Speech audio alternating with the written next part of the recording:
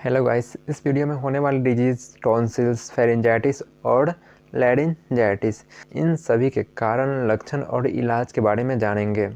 साथ ही पूरे डिटेल्स में एक एक कंसेप्ट को आसान से आसान भाषा में आप सभी को समझाने वाले हैं, जिससे कि आप सभी को किसी प्रकार की परेशानी न रहे या फिर किसी प्रकार की डाउट नहीं रहे। साथ ही इन सभी में क्या डिफरेंस होते हैं, इन सभी के लक्षण में क्या डिफरेंस हमें देखने के मिलेंगे, जिससे कि हम इन सभी का पहचान कर सकें कि लैरिंजाइटिस है, फेरिंजाइटिस है या फिर टॉन्सिलाइटिस है। इसके बारे में जानेंगे। साथ ही हम आप सभी जानते हैं कि हमारा जो यूट्यूब चैनल है, इसका नाम है एडवांस हेल्थ नॉलेज। इसलिए मैं हर एक वीडियो में एडवांस टिप्स आप सभी को देने का कोशिश करता हूँ, यानी कि एडवांस हेल्थ नॉलेज दूंगा, जो घरेलू नॉलेज के मतलब होम रेमेडीज़ के रूप में होगा। और इससे भी आप होम रेमेडीज़ करके भी इस प्रॉब्लम को दूर करने का कोशिश कर सकते हैं। और या फिर साथ में ट्रीटमेंट के साथ आप इन होम रेमेडीज़ का भी प्रयोग करते हैं, तो इससे आपको जल्दी रिकवरी मिलेगा। दोस्तों, वीडियो स्टार्ट करते हैं। पहले हम इन तीनों के बारे में जानते हैं। ये सभी क्या होते हैं और कहाँ पे होते हैं, इन सभी का क्या काम होता है हमारे बॉडी में और किस काम के लिए ये सभी हमारे बॉडी में उपयोग में आते हैं। तो सबसे पहले हम टॉन्सिल्स के बारे में जानते हैं। टॉन्सिल हमारे गले में हमारे गले के दोनों साइड की तरफ होते हैं, या फिर किसी भी प्रकार की इन्फेक्शन, वायरल हो, बैक्टीरिया हो या फिर एलर्जी हो, इन सभी से हमारे बॉडी को रक्षा करने के काम करता है। आसान शब्दों में कहें तो टॉन्सिल्स बैक्टीरिया, वायरस जैसे जीवाणुओं को शरीर में प्रवेश करने से रोकता है।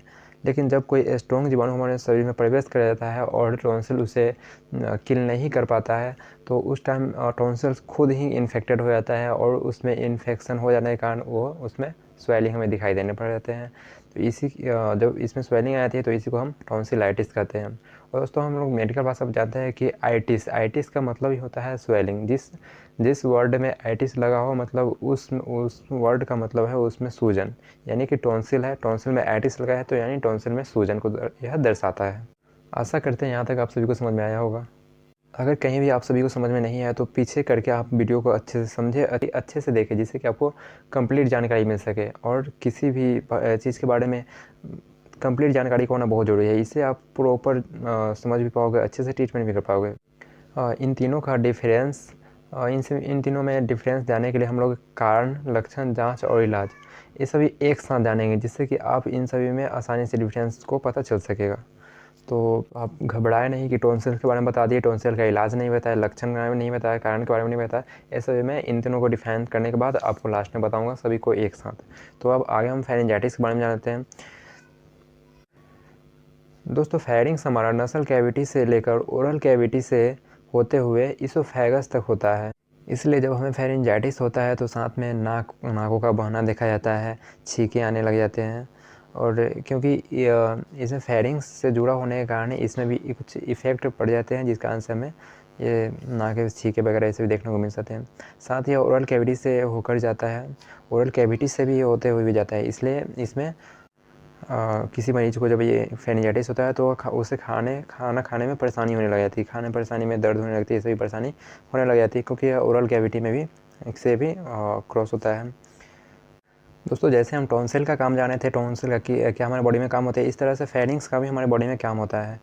दोस्तों, जब हम सांस लेते हैं तो उस समय यह जो हमारे खाने का नली होता है उसे बंद करके यह हमारे नसल यानी उस ऑक्सीजन को हमारे सांस नली तक पहुंचाने का काम करता है। और जब हम खाना खाते हैं तो उस समय हमारे जो सांस नली होता है उसे यह बंद कर उस खाने को भोजन नली में पहुंचाने का काम करता है।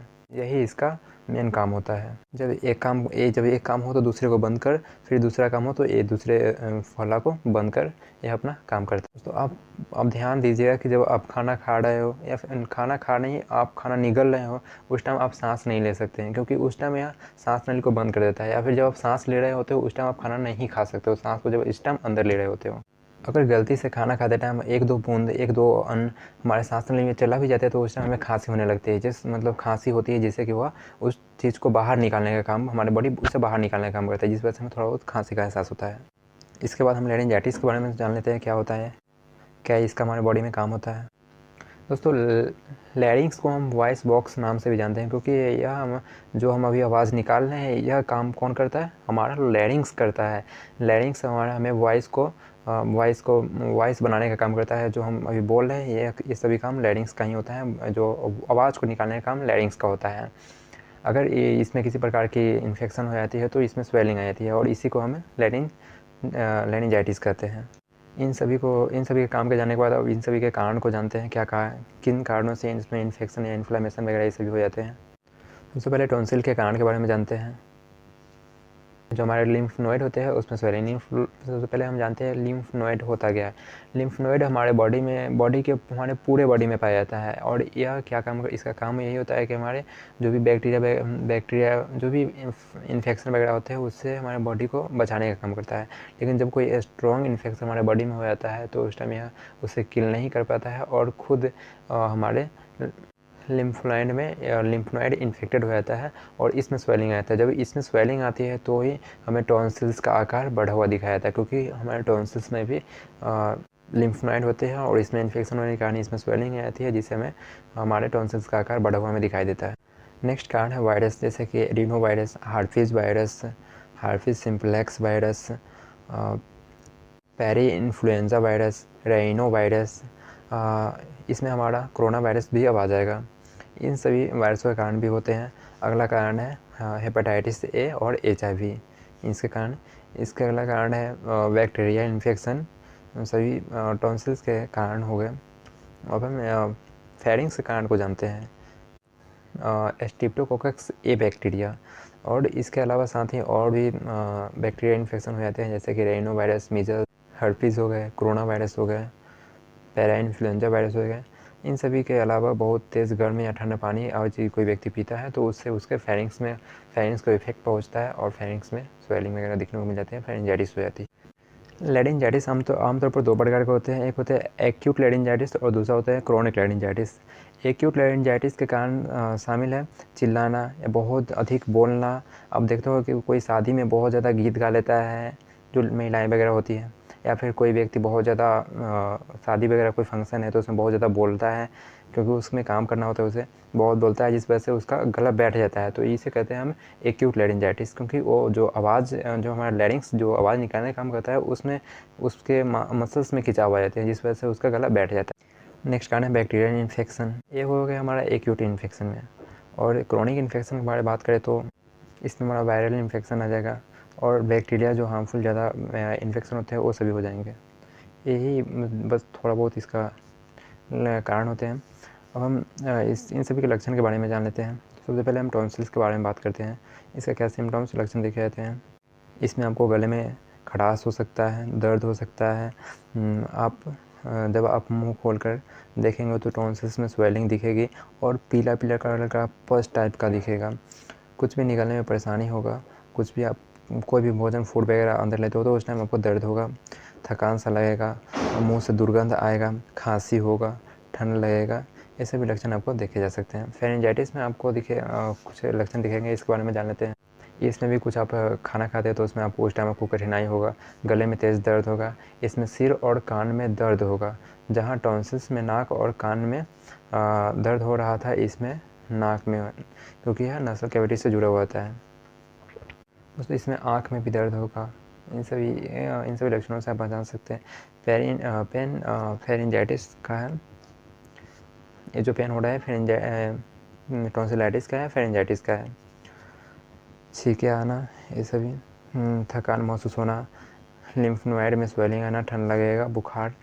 इसमें एक चीज़ आपको डिफरेंस देखने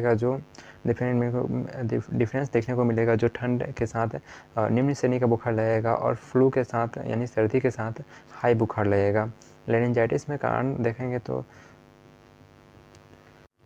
लेरिंजाइटिस में भी कुछ सिम्टम्स दिखेंगे, जिसे हम जानते हैं। बोलने में कठिनाई होगा, गला बैठ जाना, आवाज़ दब जाना, खांसी होगा, बुखार होगा, सर्दी, जुखाम, निगलने में कठिनाई, गले में दर्द, खासकर वोकल कॉर्ड यानी स्वर यंत्र में जो आपको गिल्टी टाइप का गर्दन में निकला हुआ दिख रहा होगा, गले में दर्द, खासकर वोकल कॉर्ड यानी स्वर यंत्र में जो होते हैं उसमें काफ़ी तेज़ दर्द होगा।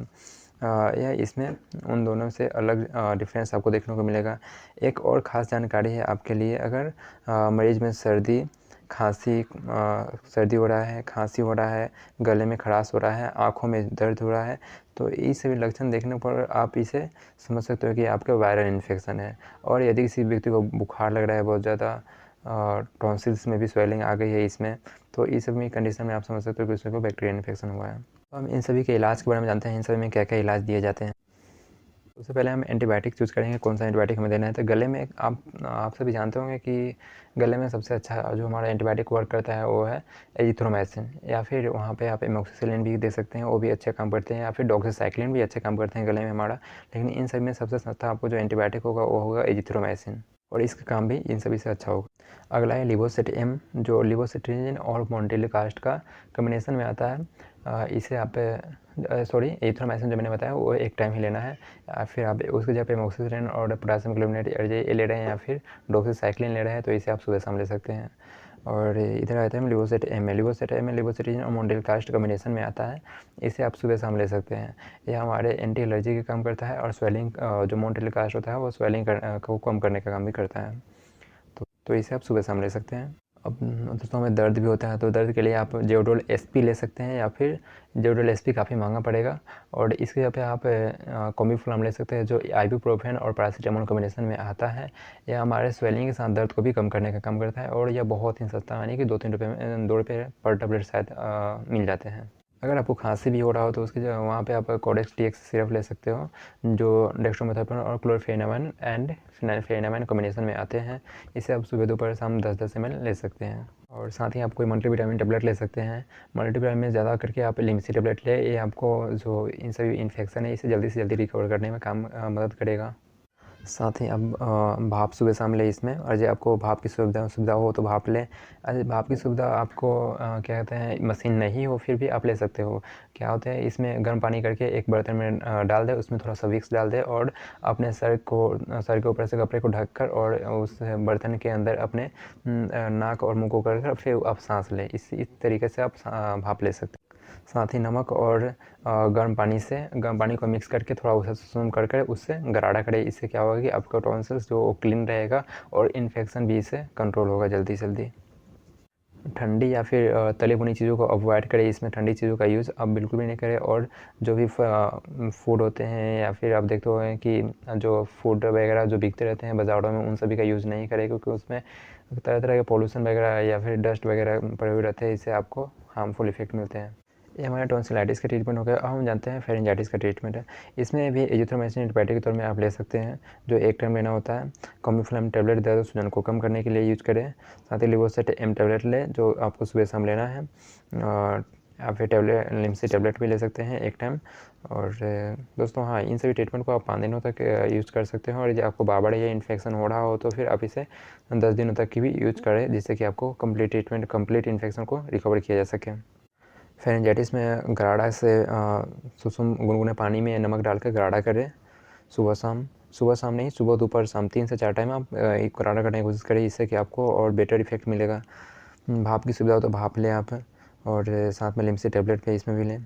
लेरिंजाइटिस ट्रीटमेंट की बात करें तो इसमें सबसे पहले आपको आवाज़ को पूर्ण तरह से आराम देना पड़ेगा। बिल्कुल भी इसमें बिल्कुल नहीं, थोड़ा बहुत बोल सकते हैं, लेकिन ज़्यादा नहीं बोलें। काफ़ी जितना कम हो उतना कम बोलने की कोशिश करें, क्योंकि इसमें बोलने से उस पर और उसके मसल्स में खिंचाव आ गया, और इससे और आपको दिक्कत आएगी। इसमें भाप लेना ज़रूरी है। अगर आप भाप मशीन हो तो भाप ले लेते, जैसे मैं बताया हूँ उस तरह से आप भाप ले सकते हैं। स्मोकिंग भी पूरी तरह से बिल्कुल इसमें स्टॉप कर दे। स्मोकिंग का बिल्कुल भी यूज़ नहीं करें। एंटीबायोटिक की तरफ में वही एजिथ्रोमाइसिन आपको सुबह शाम लेना, क्योंकि अभी गले का हमारा इन्फेक्शन है, और इसमें इन सभी में एजिथ्रोमाइसिन अच्छे काम करते हैं। कॉम्बीफ्लैम टैबलेट ले सकते हैं आप सूजन और दर्द को कम करने के लिए। क्लोरफेनिरामाइन टैबलेट 4 mg सुबह शाम आप ले सकते हैं। इसमें एंटी एलर्जी का काम करेगा, जो खांसी को भी आपको रोकने का काम करेगा। या फिर खांसी बहुत ज़्यादा हो तो ग्लिंटर सिरप भी आप ले सकते हैं। साथ ही आप लिमसी टैबलेट को एक टाइम ले सकते हैं। ये सभी ट्रीटमेंट हो गए इन सभी का। अब हम कुछ एडवांस टिप्स के बारे में आप सभी को बता देते हैं। दोस्तों इन सभी में ज़्यादा से ज़्यादा पानी का सेवन करें, क्योंकि जितना ज़्यादा आप पानी का सेवन करेंगे, इससे आप हाइड्रेट रहेगा, आपका गला नहीं सूखेगा, इससे आपको जो इन्फेक्शन है उससे वो जल्दी रिकवर होगा। हाँ, हाथों को प्रॉपर वॉश करके ही अपने खाना खाएं, या फिर और ज़्यादा बार बार आँख, नाक और गले, कान इन सभी को टच अपने हाथों से नहीं करें, इनसे आपको इन्फेक्शन और ज़्यादा बढ़ने के चांस होते हैं। धूल पोल्यूशन धुआं हो गया, या फिर सिगरेट का जो धुआं होते हैं उन सभी से बच कर रहें। विटामिन सी वाले जो भी फूड होते हैं, या फिर जैसे कि नींबू हो गए, या आंवला हो गया, जो खट्टी चीज़ें आते हैं उन सभी का आप ज़्यादा से ज़्यादा सेवन करें। इससे आपको इम्यूनिटी बूस्ट होगा और जल्दी से जल्दी इन सभी में रिकवरी मिलेगा। तो ये कंप्लीट जानकारी थी इन सभी के बारे में। आशा करते हैं आपको ये पसंद आया होगा तो चैनल को सब्सक्राइब कर लें, जिससे कि मैं इस तरह का वीडियो आप सभी के लिए हमेशा लाता रहता हूँ। और पसंद आया हो तो लाइक भी कर लें। दोस्तों अब मिलते हैं अगली वीडियो में, जब तक के लिए जय हिंद।